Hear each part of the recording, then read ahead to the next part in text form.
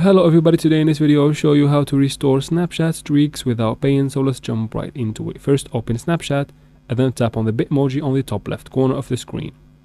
After that tap on the gear icon on the top right corner. From here scroll down until you find I need help. Tap on it.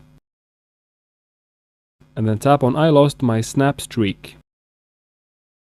From here scroll down and then tap on the X right here. From there tap on this article didn't answer my question and then tap on submit. Scroll down and tap on contact us. From here choose I lost my Snap streak. Scroll down and tap on how do I restore my Snap streak. From here tap on yes.